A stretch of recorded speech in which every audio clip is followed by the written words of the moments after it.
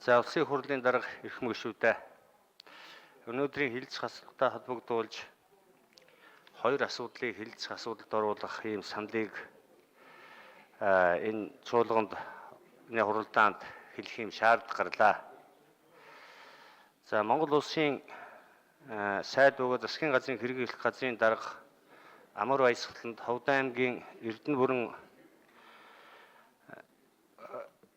Мянгад сумын халзан бүрэгтэн ордын талаар 11 сарын 3-ны өдөр улсын хурлын гишүүнийхээ бүрэн эрхийн хүрээнд асуулга тавьсан.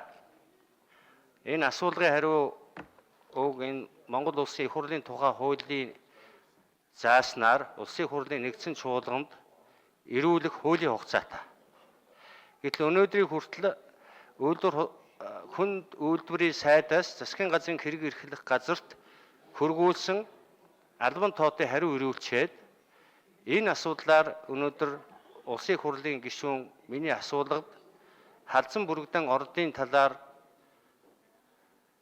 иргэдээс ирүүлж байгаа санал хүсэлт тэнд болж байгаа нөхцөл байдлын энэ талаар улсын хурлд засгийн газраас танилцуулах эрүүлэх энэ хуулийн үүргээ засгийн газар улсын хуралд танилцуулах ямар шалтгааны улмаас эрүүлэхгүй байгаа нь тодорхой бус байгаа учраас Монгол улсын их хурлын гишүүнийхээ бүрэн эрхийн хүрээнд энэ улсын хурлын тухай хууль заасан энэ асуулгыг хуулийн хугацаанд нь эрүүлж асуудлыг шийдэж шаардлагатай байна гэсэн нэг ийм асуудлыг тавья.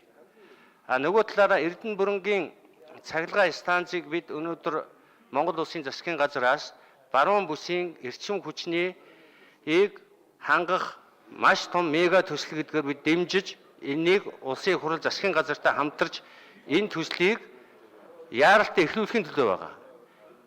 Энэ төслийг эхлүүлэх ажлын хүрээнд нөлөөллийн бүсд байгаа 3 аймгийн 300 өрхийн 1500 иргэнд нэг удаагийн нөхөн олгор олох тухай хуулийн төслийг 2022 оны 11 сарын 8-ны өдөр өргөн барьсан улсын хуралд. Гэтэл он дамжлаа. Энэ асуудлыг яагаад хэлэлцэхгүй байна? Яагаад хэлэлцэхгүй байна? Ямар шалтгаан байна? Өнөөдөр Монгол улсын үндсэн хууль, бусад хууль тогтоомж заасан хүрээнд иргэдийнхээ амьдрах орчин нэг хангах энэ үүрэг нь төрд байгаа.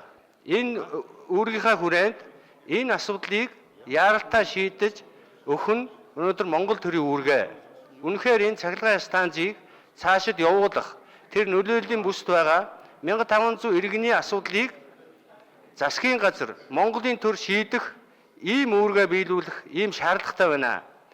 Энэ нөхцөл байдалтай холбогдуулж энэ хоёр асуудлыг энэ 7 хоногийн улсын хурлын чуулганаар оруулах ийм саналыг би оруулж байна. Миний саналыг бас хүлээж авч хуулийн хүрээнд энэ асуудлыг шийдэж өгөхийг улсын хурлын удирдлагаас хүсэж байна. Анхаарал тавьсанд баярлалаа.